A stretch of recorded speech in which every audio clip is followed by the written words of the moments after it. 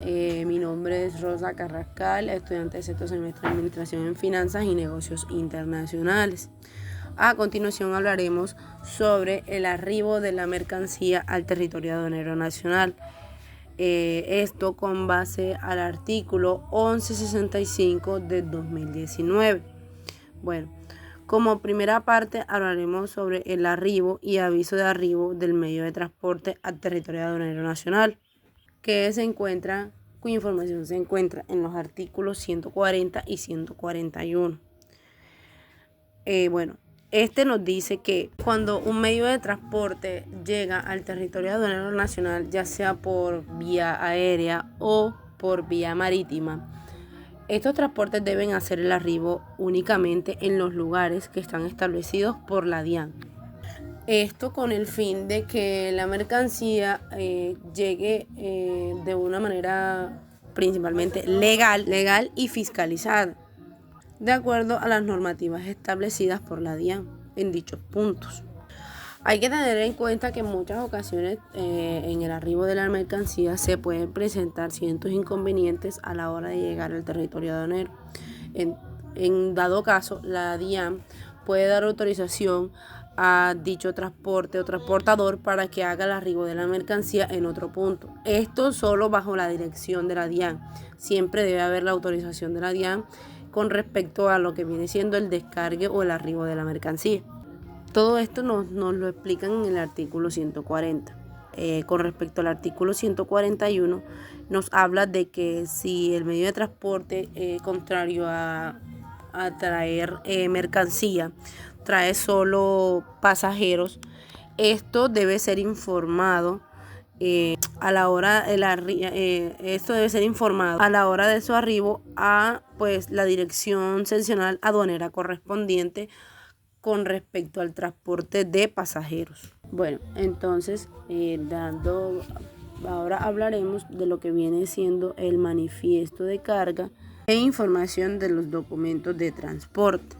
Dicha información se encuentra ubicada en el artículo 144 y 145 del decreto 1165 del 2019. Bueno, con respecto a esto, en el artículo 144 nos dice que el manifiesto de carga deberá contener como mínimo la siguiente información para poder hacer la identificación del medio de transporte.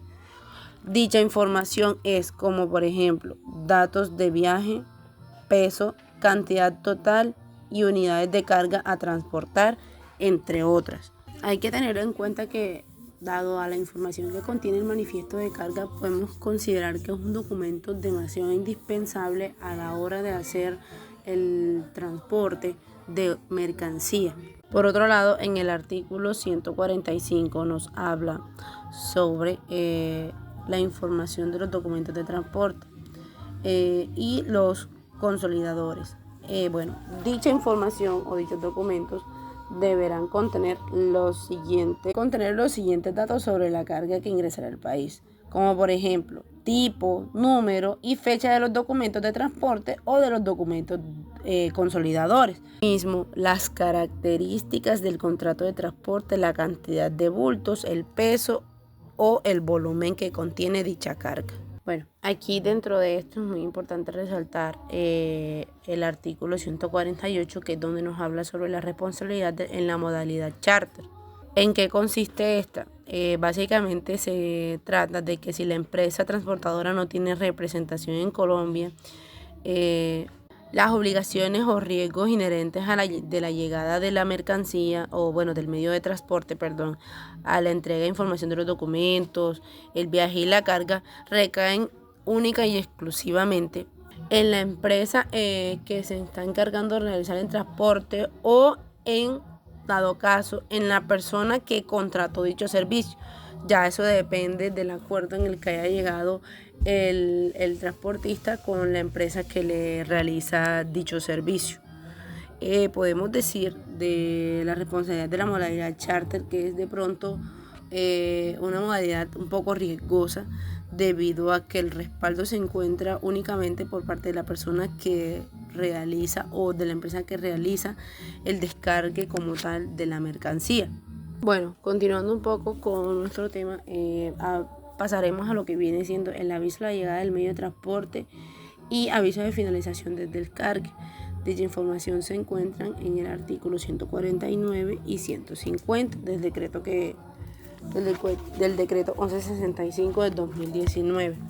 Bueno, en el artículo 149 nos dice que al momento de la llegada del medio de transporte al territorio aduanero nacional, el transportador debe informar a la DIAN tal hecho a través de servicios informáticos electrónicos, es decir, contactar a la DIAN por los canales de comunicación que ésta ofrece para dar aviso de que el transporte ya se encuentra dentro del territorio aduanero nacional.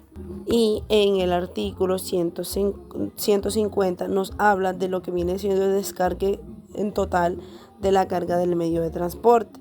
El transportador, ya en el modo de transporte, ya sea aéreo o marítimo, deberá informar de manera inmediata dicho hecho, es decir, de que ya se hizo el descargue total del medio de transporte. Y esto lo debe informar a la DIAN por medio de los servicios o los canales de comunicación que ofrece dicha entidad. Por último, pero no menos importante, en el artículo 151 nos habla que si al momento de hacer el descargue se detectan inconsistencias entre la carga manifestada y la que se descargó, que impliquen sobrantes o faltantes en el número de bultos o de cajas que se transportan, exceso o defecto en el peso, si se trata de mercancía a granel o documentos de transporte no relacionados en el manifiesto de carga, el transportador deberá registrarlos en este mismo informe, es decir, se debe registrar en el informe realizado toda aquella inconsistencia en la carga que no se encuentre en los documentos que se reportaron al inicio. Bueno, esto vendría siendo